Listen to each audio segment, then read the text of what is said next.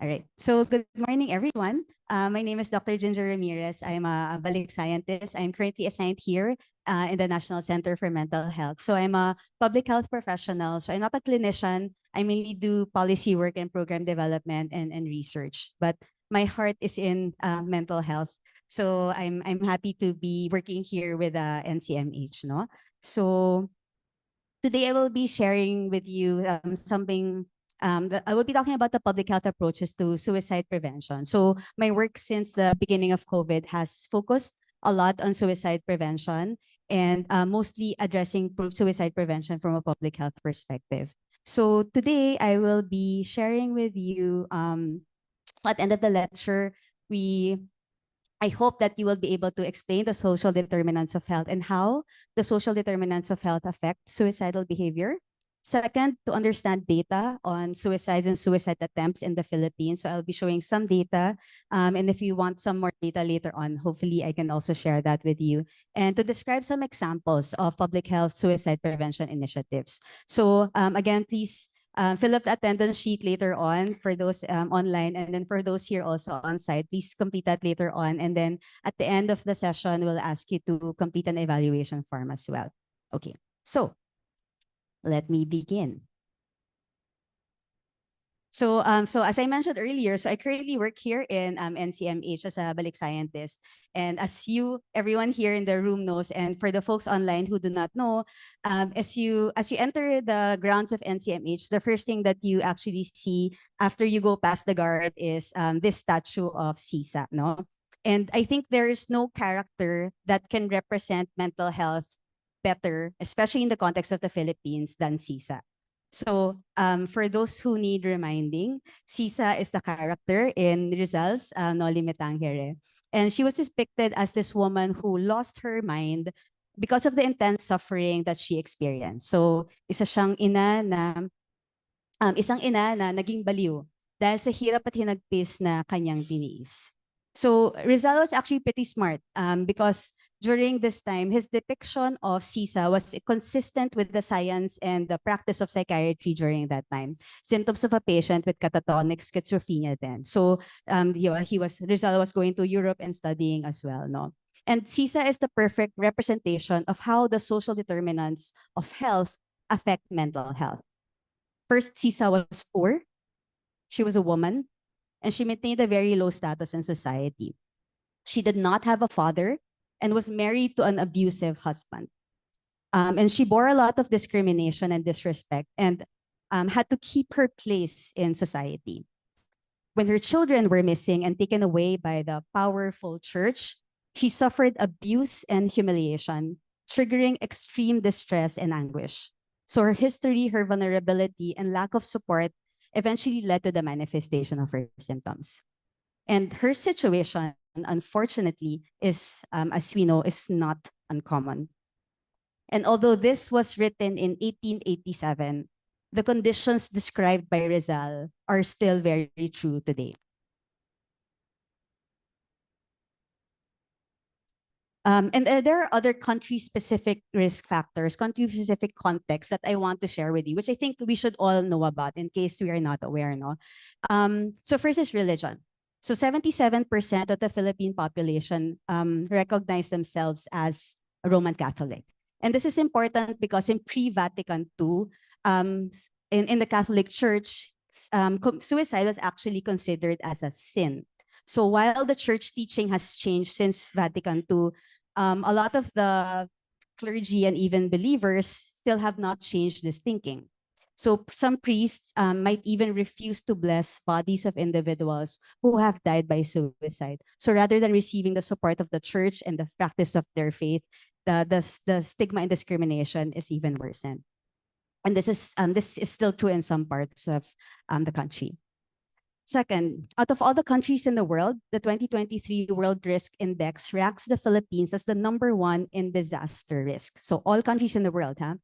So disasters, as we know, can cause a lot of loss, damage, instability, uncertainty, and can lead to symptoms of post-traumatic stress disorder, among other things, no, later in life. Next is labor out-migration. Labor is one of the main exports of the Philippines, and it is true among across different sectors. No, the National Migration Survey of 2018 states that 12% of Filipinos have at least one family member abroad, and over half, so more than 50% of all Filipino overseas workers are females. And in a country where females are still expected to bear household responsibilities of caretaking and child rearing, you can imagine how this affects the social fabric of the family. And how this affects left behind children, which is an entirely different population that we have to deal with, no? And in addition, the Philippines is one of the top providers of health workers in the US, in Middle East, and Europe. And because majority of our health workers, a lot of our health workers are abroad, we don't have enough professionals in the country. And according to the 2016 National Baseline Study on Violence Against Children, 80% of Filipino children have a history of violence. So 80%, sobrang laki nun. 80% of all children who were surveyed mentioned that they have a history of violence. And 25%, or 1 in 4, have a history of sexual violence, which may manifest with more complex symptoms of mental health disorders later on in life. And lastly, unfortunately, the Philippines is considered the global hotspot of online sexual exploitation of children, or OSEC. So we have all of these important context-specific factors to the country. And the reason I begin with this is to highlight the importance of the social determinants, which are the non-medical factors that influence health outcomes. So the conditions of one's daily life affects health outcomes, including mental health. So where they live, where they were born. So just the environmental conditions have a lot of impact. So poor social determinants such as poverty, living in unsafe environments, living in an area where there's a volcanic eruption every so often, for example, discrimination due to gender orientation, gender identity, or sexual orientation, all of these can increase the risk of mental health disorders. And sometimes we don't see this because all we see are what happens downstream. So imagine this is a river, and the person that we often see is the person downstream at the river who is a person that manifesting with symptoms of mental health disorder. So what we might miss is understanding that there are all of these factors upstream that are pushing these people into the river. And so if you want to truly control the reality downstream, we should go beyond our usual clinical view and understand how we can contribute to improving people's overall living conditions. And individuals who suffer more from these poor social conditions, poor social determinants, are likely those who are marginalized, not because they choose that kind of life, no, because they are often victims of injustice, of oppression, of corruption. So we have to think of it in the larger societal context always. And sorry. Okay. So and the social determinants and mental health have this bidirectional relationship. So as I illustrated, no, if you have poor social determinants, it can lead to mental illness or mental disorder later on. But also the reverse is true. So for example, you have a person suffering from depression, then it might be difficult for that person to find sustainable work. And that can push this person into poverty. So they have that kind of relationship, no? And mental disorders such as depression can increase the risk of suicide attempts and deaths. And depression, an individual suffering from depression is 20 times more likely to die by suicide. So all of that is super important, no? So we've been talking about suicide, and to talk about suicide, we need to be clear about what we are really discussing. So let's begin with terminology. So I have a question for all of you. Sorry for the folks online because I can't monitor the chat. But please answer also. So I have a question for everyone. So which of the following is not recommended terminology when referring to suicidal behavior? Okay, A, B, C, or D. People in the audience here, please just shout. Ay, grabe, whispers. Sige, what are your sige, ano na lang, raise your hand. Baka mas may, okay, A, B, there's some B, C, oh, there are more C's, D. Okay, so, okay, I'm so glad that you do not know the answer because that means we will learn something today because the correct answer is B. So it is not recommended to use the terminology committed suicide anymore. Why? Because committed suicide, committed historically, this terminology is linked to the committing sin or committing crime. So we don't want to use this terminology so that we can lessen that kind of stigma, no? So we just say this person died by suicide or there was a suicide attempt, no? So please let us try to move away from that. But this is one of the more common terminologies that we hear now. This is what we always hear actually, no? But other terminology that is not recommended are the following. So completed successful suicide or a failed attempt. So parang it's like we're celebrating, oh, completed or successful, which of course is not what we want, right? Because it's like we're that is the desired outcome. So we do not want that. So let's stay away from using completed, successful, or a failed attempt, no? If the individual dies, then we can say that it's a suicide or a suicide death. If a person survives and but has an attempt, then we can just simply say that it was a suicide attempt. And lastly, non-fatal suicide. So when we say suicide, it refers to a death. So if you say non-fatal suicide, they're contradictory to each other because fatal and non-fatal. So it can be confusing. So again, just we can simply say suicide or suicide attempt or a self-harm attempt. And for the psychiatrists here, no, one of the more common terminologies is NSSI or non-suicidal self-injury. So when it comes to surveillance of suicide attempts and self-harm, we actually don't necessarily distinguish the motivation because at the population level, what's more important to us are the trends and patterns, no? So non-suicidal self-injury is embedded under self-harm here. So, and then also in the data that I will show you later, that, at least start thinking about that all of that is included in one umbrella. So, okay, no more committed suicide, ha? Okay. So next. So we have to understand, of course, how big is the problem. So we have data from the Philippine Statistics Authority. So compared to 2019 data, the number of suicide deaths in the Philippines, in 2020, increased by 25%, ha? B increased by 50, C decreased by 25, D decreased by 50. Answers. A, B meron, some B, C, D. Oh, so hindi decreased. So clear sa inyo lahat yon. Okay. But the answer is still wrong. So the answer is increased by 50. It actually increased by 57.3%. And if we look at our Philippine data, very clear yung increase. There's a spike. And these are number of individuals who died by suicide. This is according to the PSA. So from 2006 up to 2019, there's a very slight increasing trend, parang very narrow slope, no? But when 2020 hit at the beginning of the pandemic, we saw this really very significant increase. And then it seems that we are going back to pre-COVID levels, but we are still, we should still keep monitoring that, no? So in 2022, that's 3,000 individuals na who died, no? So that's equivalent to more than 8 people dying by suicide daily. So that's a lot. Okay, so I was surprised when I found out na in 2020 it was 10 daily if you divide by 365 now. So that's a lot. So thankfully now it's going back to pre-COVID numbers, but still our goal should be 0. No? Okay.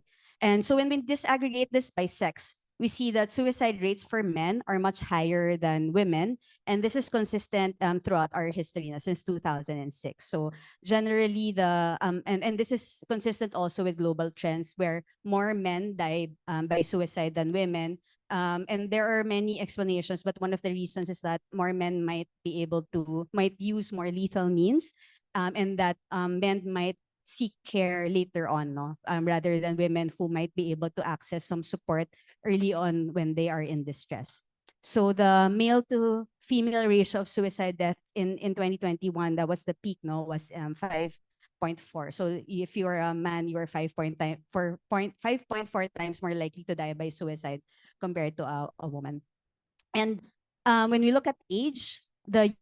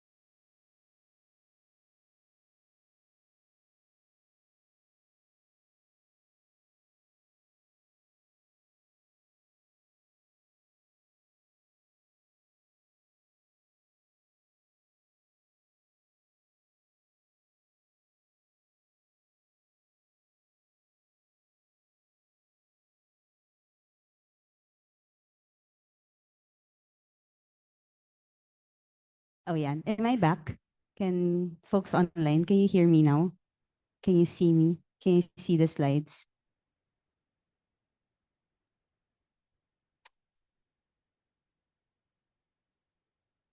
Okay.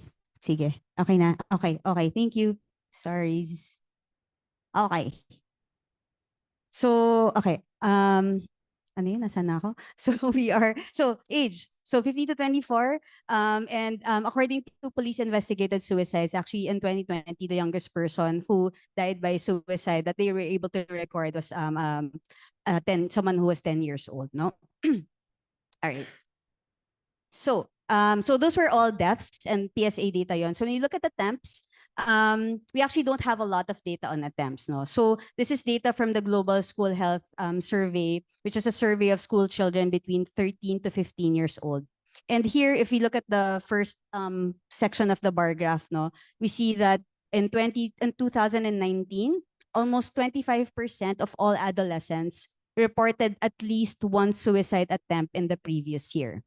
So that's 1 in 4 kids, 13 to 15 years old, who said that, yes, I had an attempt this past year. This is not ideation. This is not planning. This is an actual attempt. And this was in 2019, no?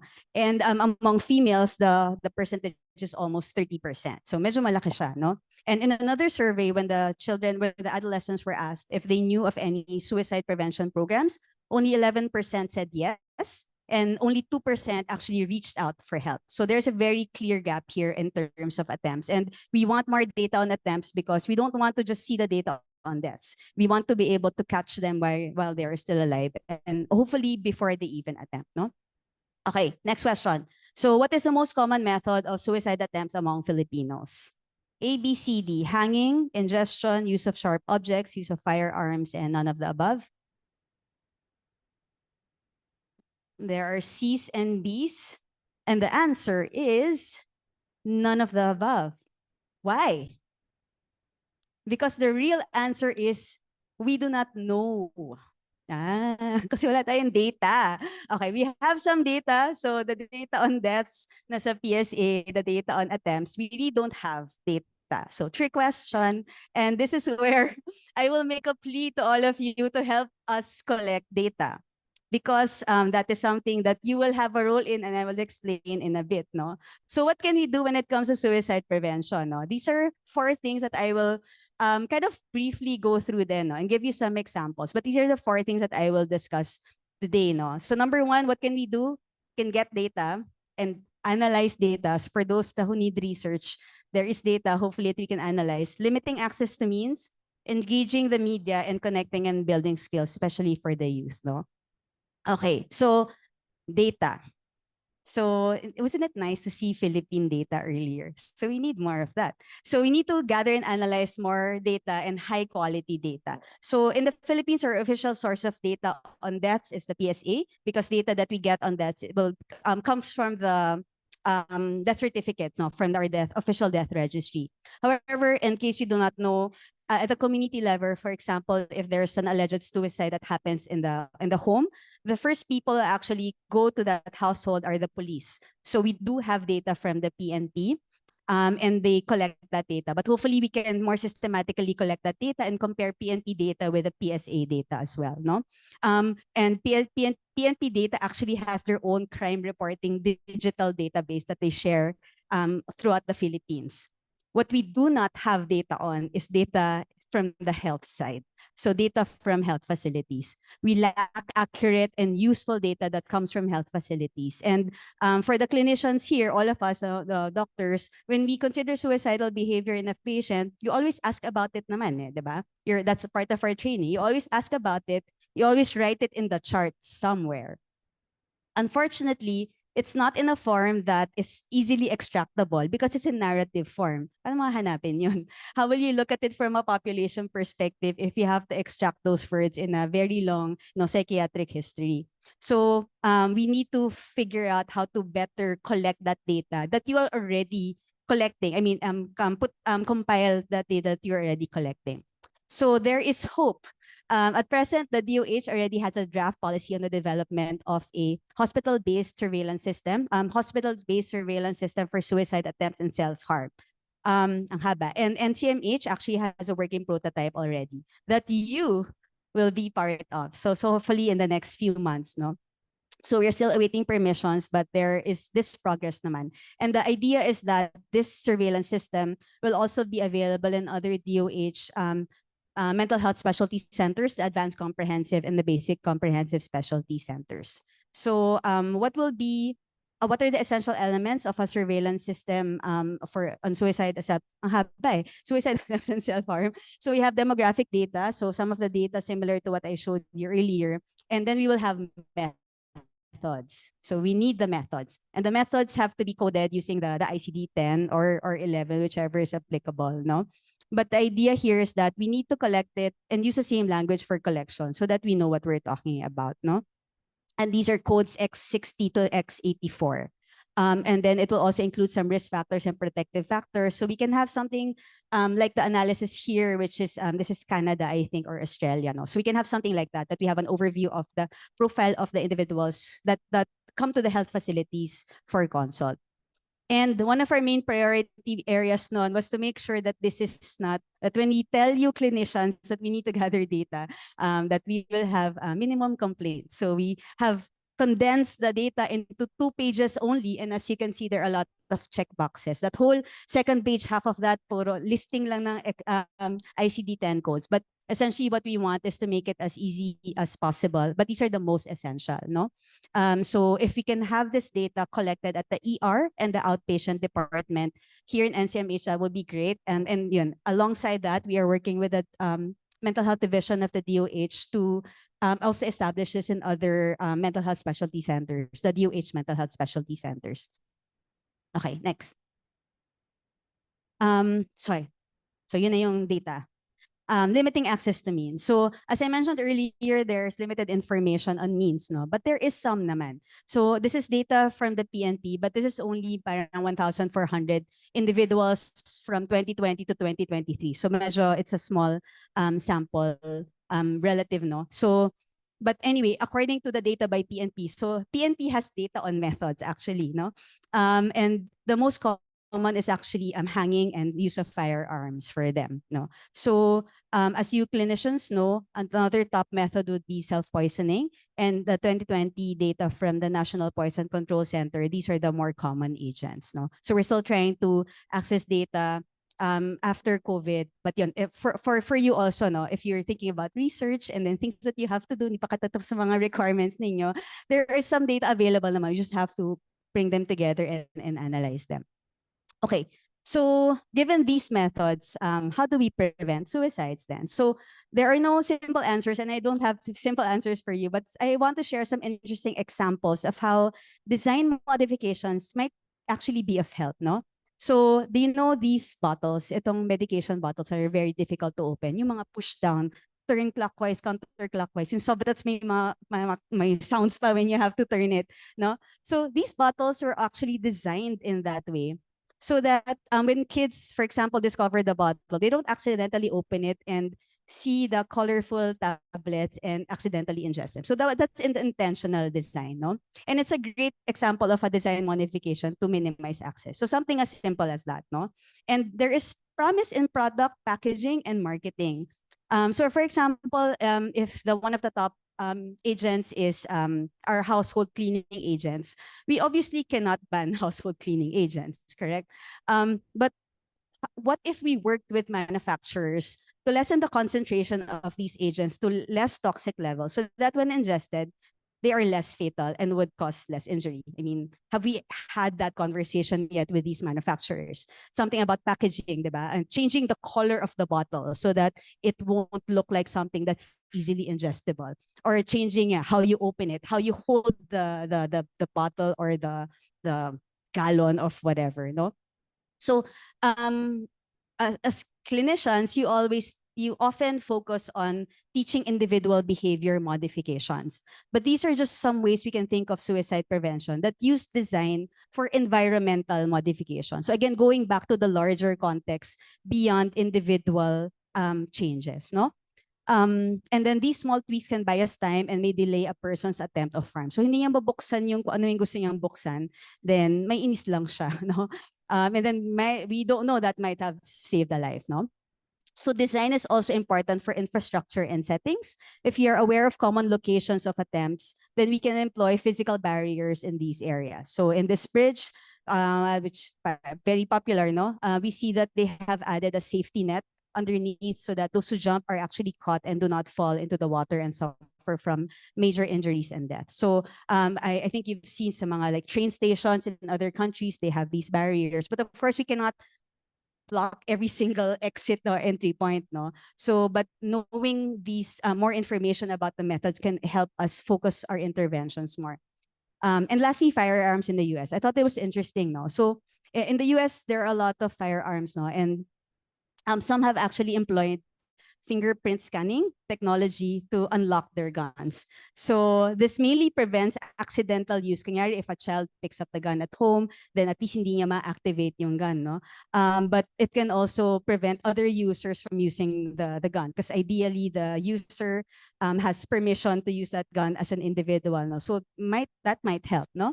So these are modifications that go beyond individual behavioral changes. And I just want to invite you to think about suicide prevention beyond just changing individual behavior, although we know that's incredibly important, no? Let's think about how we can modify the conditions around a person that can shape one's behavior.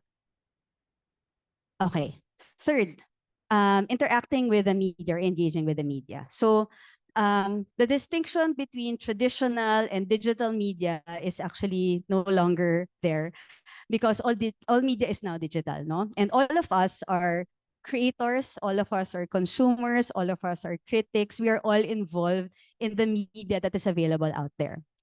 So we need to understand our digital media use. So there's a survey that says that these are some of the interesting stuff that I picked out from that survey, no? So number one, that among all the countries in the world, the Philippines is number 3 in terms of the most time used online, which is at almost 9 hours per day. So working hours, I guess maybe many people kasi work online, no? But that's daily internet use of 9 hours per day. but and daily social media use of 3.5 hours per day. So we are top 3 and top 4 among all the countries in the world. And we're not even the most populous country, no? In terms of Facebook Messenger, the reach is 50%. So half of people who were part of the survey were using Facebook Messenger. 41 million were active users of TikTok, and we have a population of 110 million. So like 40% of the Philippines is on TikTok. And in another survey, it says that 93% of Filipinos 15 to 24 years old own a smartphone. So as I give these information, I hope you're thinking about like how can we intervene? How can we make use of this? All of the people are online. Are we online? Are we bringing our suicide prevention interventions online? Are we on TikTok?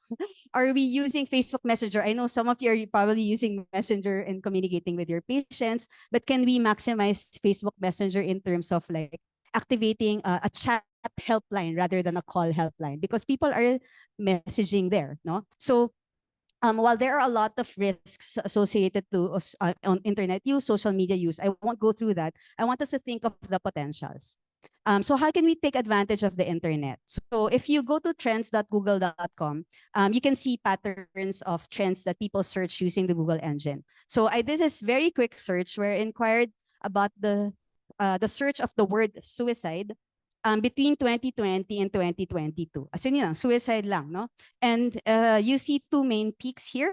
The first peak is in Feb to March 2020. And that was at the beginning of the pandemic here in the Philippines. And the second is in August 2021, which was the peak of the Delta wave, where naubusan tayo ng hospital rooms ng oxygen. So clearly, here, when there was COVID peaks happening outside, more people were searching the word suicide in Google. So how can technology help us detect trends and hotspots and alert key stakeholders? So Google is seeing all of this data, but how can we see this data also so we know that, oh, there's an increasing rise na pala, or in these areas, there are certain hotspots. So why are they searching the word suicide? And then what can we do about it? And not a lot of people know this, but if you type the word suicide in Google, Facebook, TikTok, Instagram, Twitter, so first may lalabas doon na box that will give you the number of the helpline. So for the Philippines, it's the NCMH helpline hotline actually, and this will depend on your location, no? So so while this is great na the number comes up, no, of course this is not enough. First, we don't know, sometimes those numbers are not updated. Or sometimes they're not useful, or sometimes they just don't want to call.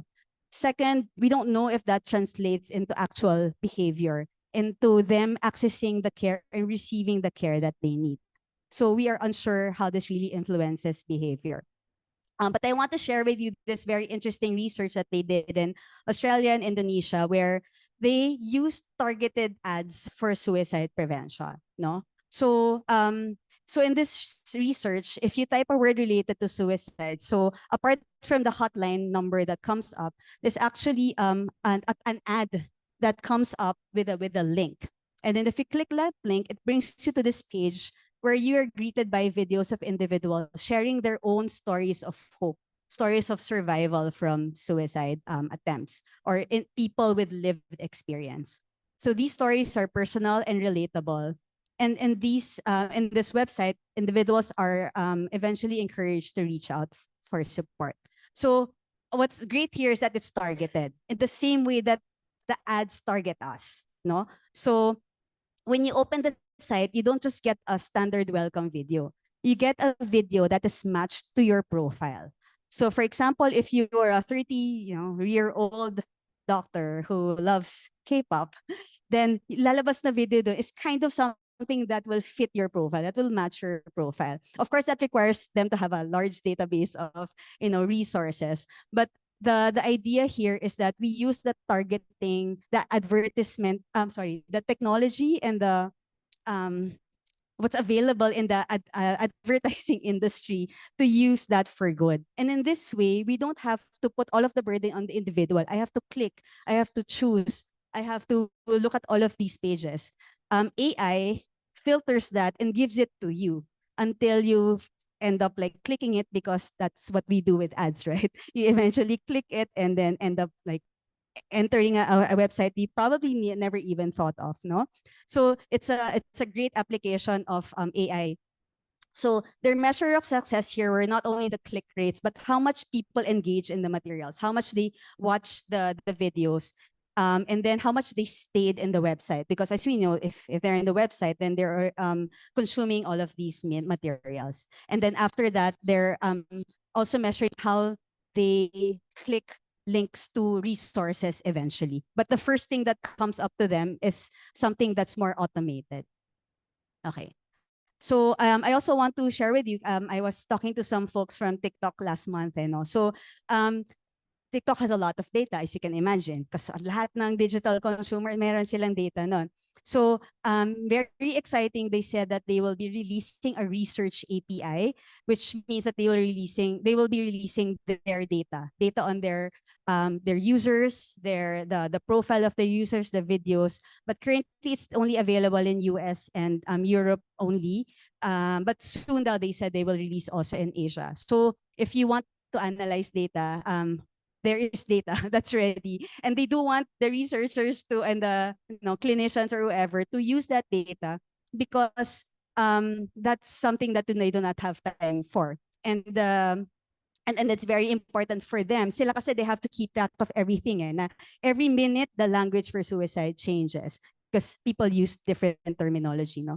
So, and with them sharing their data to other people outside their industry, then hopefully we will gather more information specific to suicide. They actually have an office specific to mental health and well-being, no? Okay. And also, as FYI, there are resources on how to maximize your online presence when it comes to suicide prevention. So ChatSafe is an organization based in Australia and has released a guide on how to communicate safely about self-harm and suicide online. So this is a free guide. And for those who are curious, they actually also have a guide for parents. So if you want to share resources also to your parents, or kayo, if some of your parents yourselves, it's actually pretty helpful, no? And they have nice videos also in Instagram, no? So social media that's easily shareable.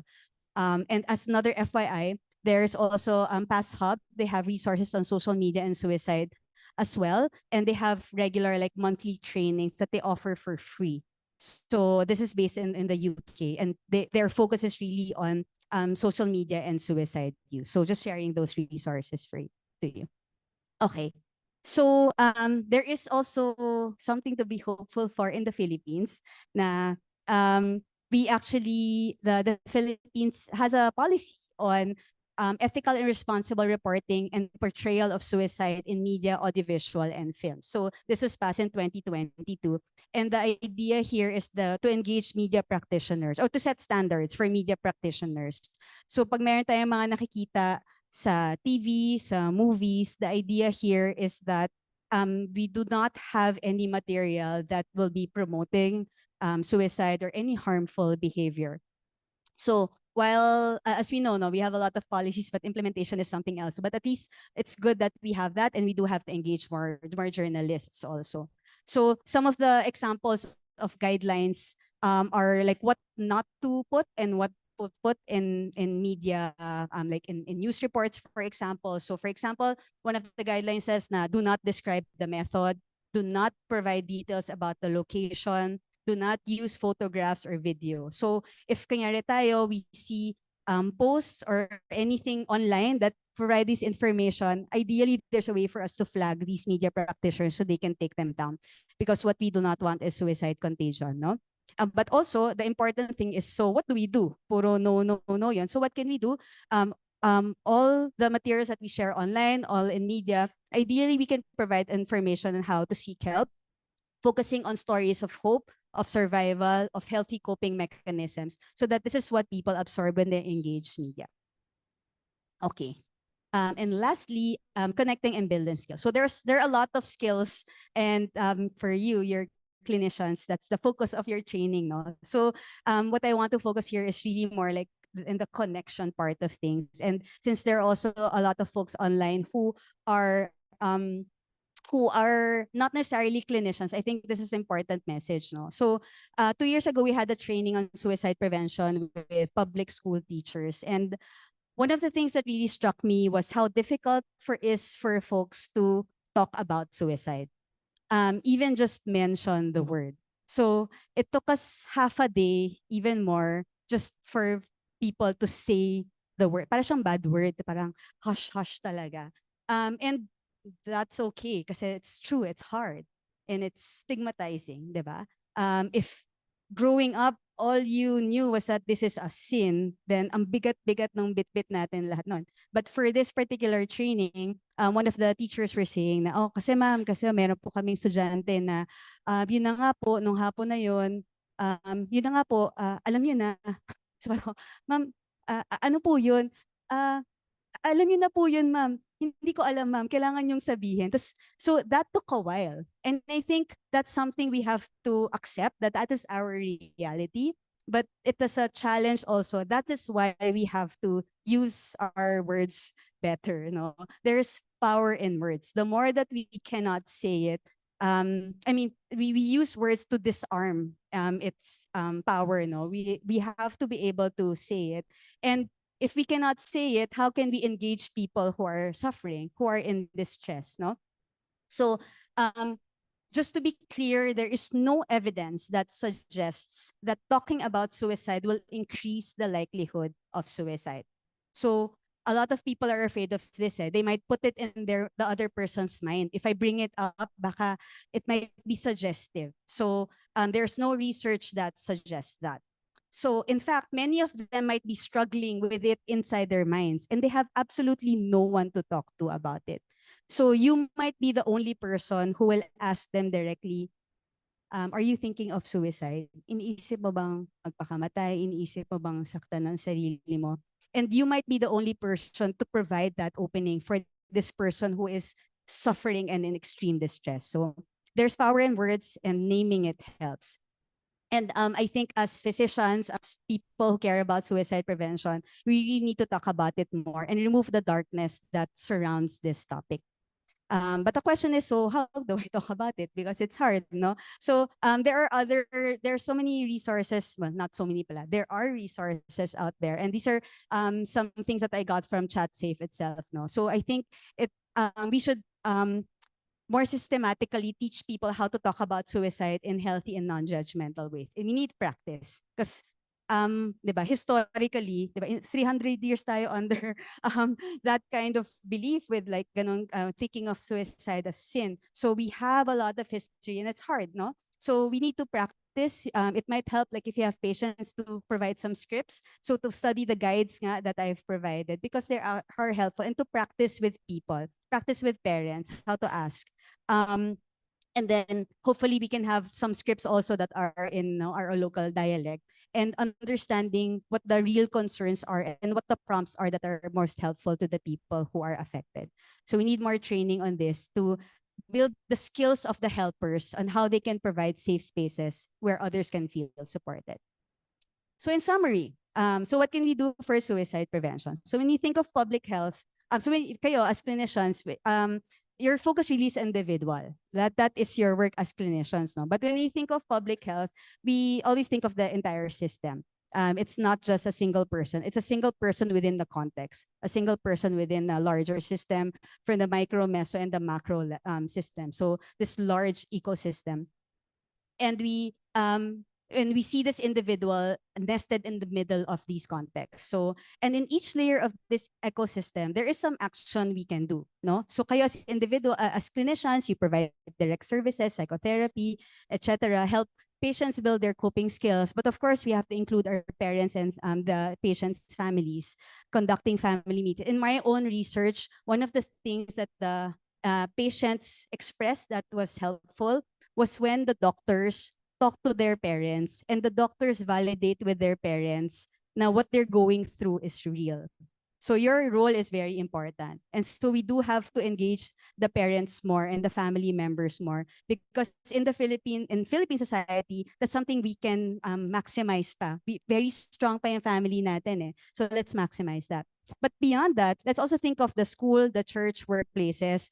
Baka you have friends who are journalists. How can we portray suicide prevention better? Or even if you have friends who are filmmakers, diba? Let's think of how we can make use of these so that it will enter mainstream media.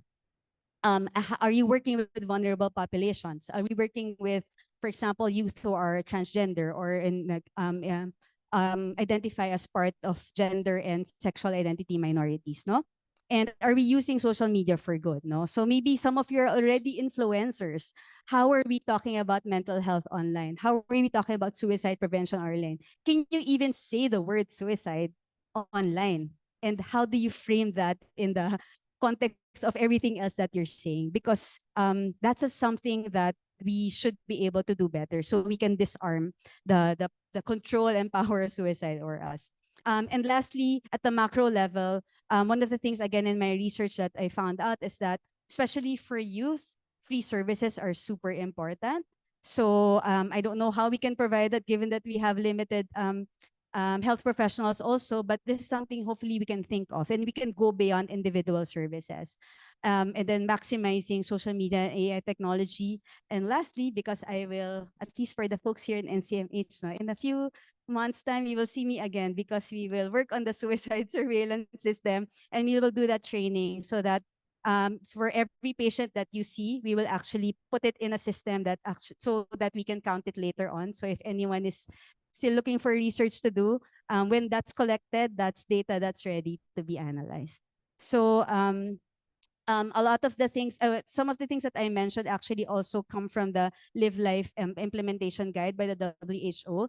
They have 4 strategic entry points for suicide prevention interventions. And then they also recommend suicide surveillance. So that's there. And yeah, to end, main message is suicide is complex. There's no single reason why a person decides to kill himself or herself. And the social determinants are a very important consideration here. But suicide is preventable, no? So all of the numbers I showed you earlier, our goal, our collective goal, hopefully is 0 because no one deserves to die by suicide. And all of us can do something, no matter where you find yourself in that ecosystem as an individual, as a clinician, but also how you engage the other aspects of the system. And hopefully all of us can continue to promote that there is hope, no? There is hope and that we are all contributing to that. So that's it. Thank you very much. So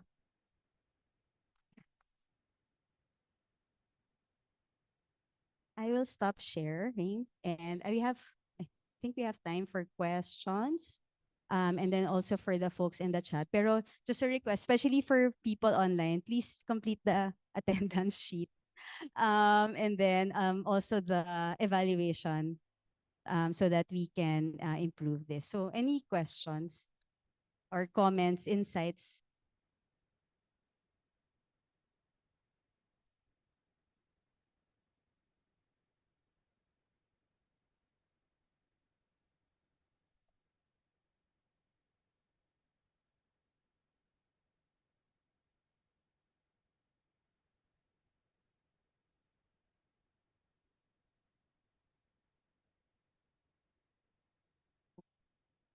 Mostly underreported po yung suicide cases siguro natin.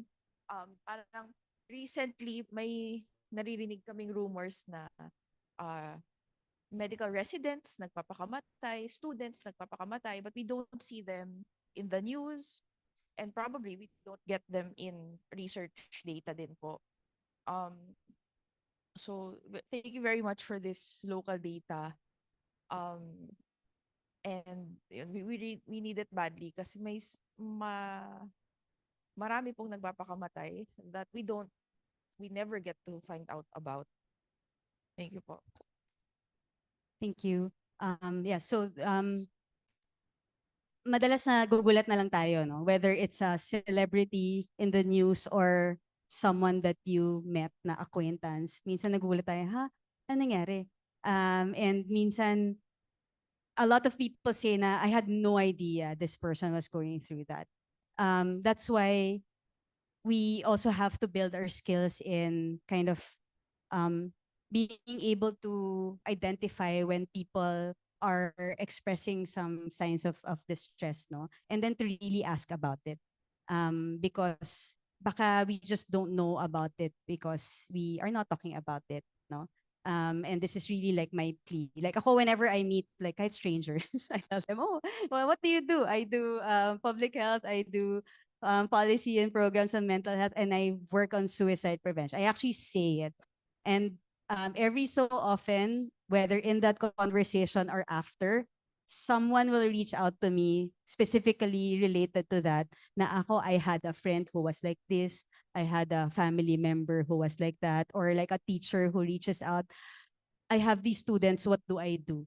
So the more that we can talk about it, the more that we can, figure out what the problem is better and address them. Any questions or comments?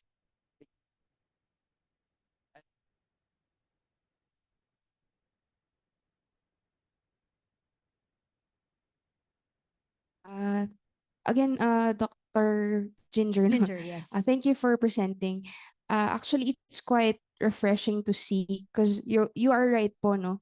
We deal with individuals, but it's quite refreshing to see it in a macro level that this is the current data that we have.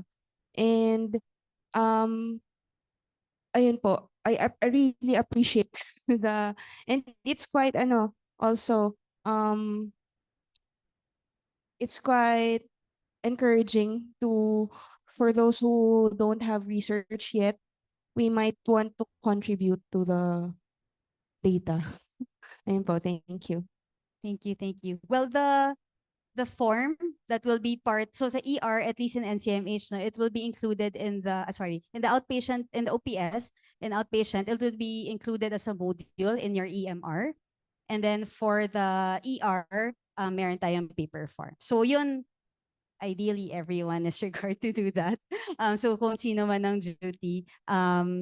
But yes, and then once the data is collected, then we'll need help analyzing that data. But thank you for appreciating the data also. I was so excited nung, yay, may PNP data or merong PSA data. Kasi meron. We all believe na walang data ang Pilipinas. Madami tayong data, hindi lang siya madaling makuha. Kasi naka PDF form or hindi naka table form, no? But yan, there's progress. Thank you. Sige. I think, are there Doc, there are questions on the Yeah. Zoom po. Someone wants to open their mic sino? if it's okay. Sino to? Donde? Uh,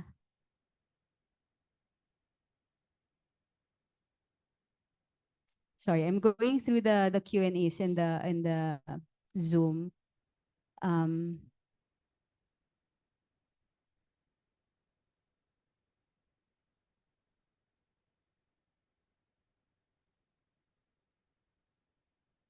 Okay, sige.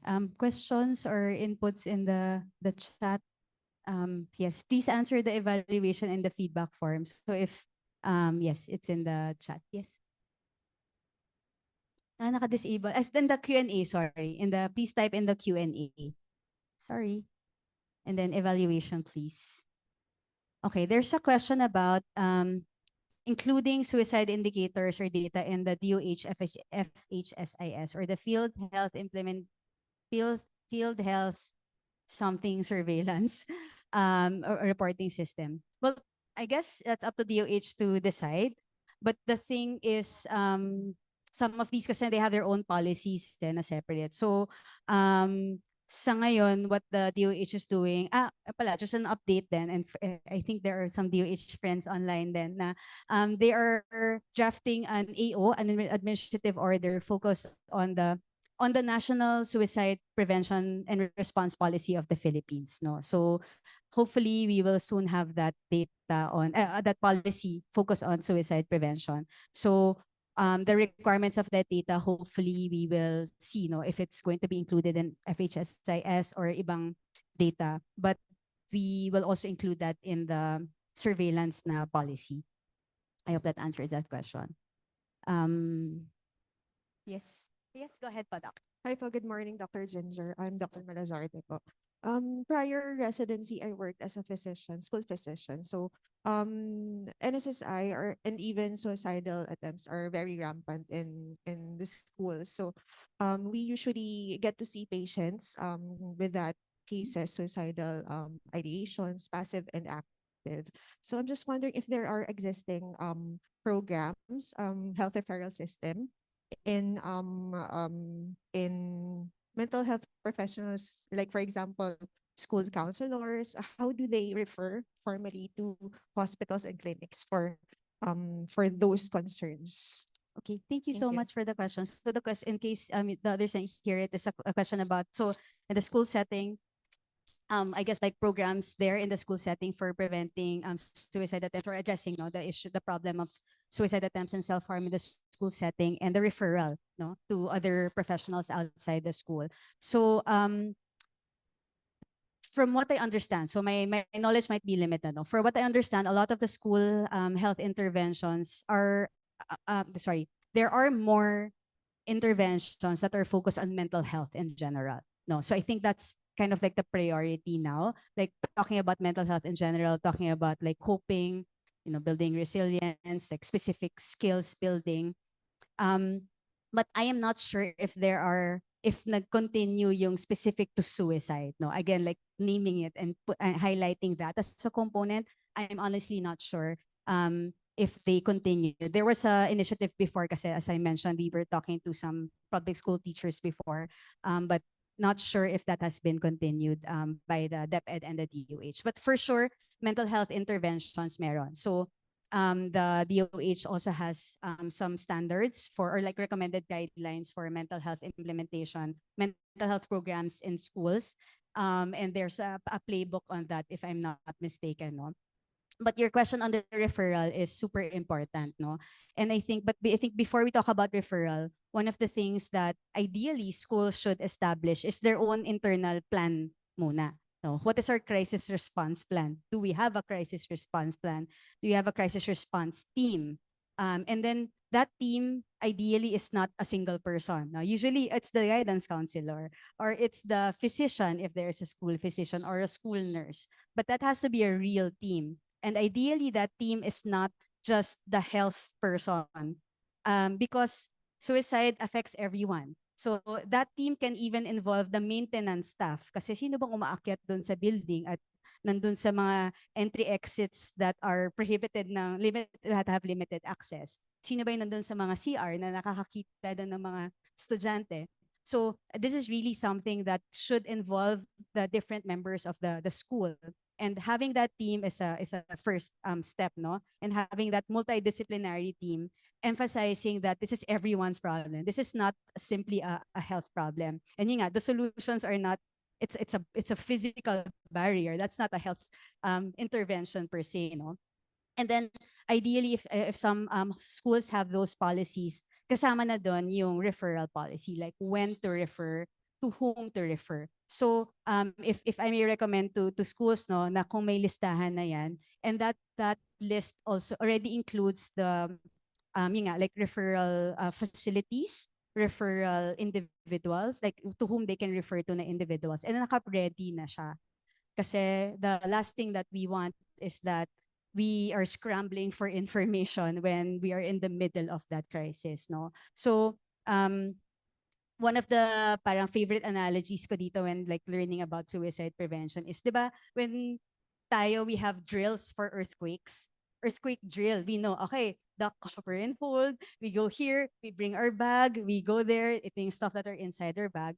But if we think of suicide as that kind of crisis, are we ready? Do we know what to do? Do we know where to go? Do we know who to talk to? So ideally, the schools will have their like a ready policy. They have a ready team, and they know where and to whom to refer to, including like what transportation to use if there's an incident in school and where will we send them. So those specific planning that can help and that are very practical. So ayun, I hope that helps. But there's no like general standard yet, I think, at least not officially. We can talk and establish some stuff, but yeah. Sige. Anything else? Doc, from the question and answer portion of the Zoom, may nagtatanong po, I would like to ask in terms of policy making, what has already been done and what are we looking forward to on suicide-related policy in the Philippines? Okay, what has been done? So number one, to be fair, it's in the Mental Health Act of 2018. There are two sentences that has said something about suicide prevention. So check, including the surveillance. So it's in the Mental Health Act at least. Number two, DOH is working on the administrative order. So next week, actually, there's another consultation. So I think the target of the Mental Health Division is before the year ends that AO on the National Suicide Prevention and Response Strategy will be signed. Number three, another issuance on the surveillance system, specific to the surveillance system of suicide attempts and self-harm, that will be implemented in DOH mental health specialty facilities or centers. So the advanced comprehensive and the basic comprehensive. Hopefully, we can have that also within the year. So MHD folks, if you are online, we need to work on that. But even if hindi pa magawa yun with the other hospitals here in NCMH, that is a target that we will implement that before the year ends. So far, those are the big ones that we have in terms of policy. But of course, there are other areas of intervention. So kunyari, the Senate ba or like Congress, they released a report on bullying. So yun, in terms of like these policymakers, they want to focus on bullying because that's an important risk factor for, poor mental health condition and suicidal behavior. So stuff like that. Okay. Sige, I don't know if I have enough time pa because you also have an event, an activity after, no? But again, my request, please answer sorry, I need this. Please answer the attendance sheet and please answer the evaluation form for my own submission also. And then if you have any other questions or if you want to reach out, that's my email, gingerramirezmd@gmail.com. Yes. Sige. Yeah. Doc, may I read a comment lang po from Dr. Kathy Tan? I believe prevention is better than cure. It can be considered to incorporate proper parenting and awareness of responsibilities as parents. So, since nabanggit niyo nga po, Doc, na we're not prepared for suicide as a crisis. We don't prepare for it like we would prepare for other crises. Diba po? So, I think Dr. Tan is suggesting po that this kind of education, mental health education in general and suicide in particular, might be included in what we teach parents when they're planning to have kids. So people just dive into parenting with unrealistic expectations, and kids bear the brunt of trauma. And there are a lot of dysfunctional family stories. So proper parenting and responsibilities in the curriculum of students. So bata pa lang tayo, tinuturuan na tayo kung paano tayo magiging magulang. Yan po ang comment ni Dr. Tan. Thank you po. Yes, thank you, Doc Kathy. And yes, we really have to. So I guess that's one thing I think about family culture, Filipino culture is very strong pa yung family natin eh. So in the same way na it can be a source of many problems, it can be also a source of a lot of solutions. So, but we have to take advantage of that. I don't think we are able to have enough interventions that target families because our focus talaga is individual psychotherapy or individual counseling. That's usually what we think of when we think of a mental health intervention. No? So sana nga we have more people doing that. There's a question about NSSI or non-suicidal self-injury becoming more common, particularly among adolescents. This is from Dr. Dina Nadera, no? And the data does not reach the health system. How should this data gap be addressed since this is a great risk factor? So definitely, no. So NSSI, we ideally should count them under the umbrella of self-harm, and it will be ideally included in the umbrella of suicide attempts. So para naka-cluster siya. Again, at like the higher level. But definitely, this is not data that we're counting anywhere right now. So this proposed suicide surveillance system in the hospitals is a good start. So if, for example, if you have a clinic or a hospital that you want to collect data, I think we can share the basic data points so that even if you're not officially included in the DOH list of hospitals, but you want to contribute data there, then at least there's data that we're all collecting. But yes, from NSSIs to, I mean, like all forms of harm, of self-harm, we really don't have enough data. So yung trick question ko kanina na what is the most common? Hindi talaga natin alam. Or alam nyo, as people who see these individuals every day as patients, you have an idea, but we need to have a better understanding of the larger Philippine context. So we can focus on addressing. We can tailor fit our messages. We can talk about NSSI in this way or self-harm in this way. And we can make, TikTok videos on that. Sige. Sorry, ako try ko talagang mag-TikTok, ang hirap eh. So we need more younger people, the influencers. Sige. Sige, I don't think I have enough time na. So again, so if you haven't reached out, Ginger Ramirez MD, and so with that, I end my presentation. Thank you very much everyone for attending, and yeah, have a good day.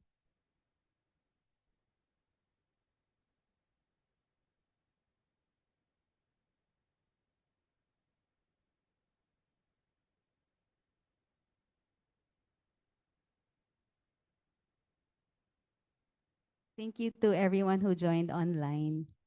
Bye-bye.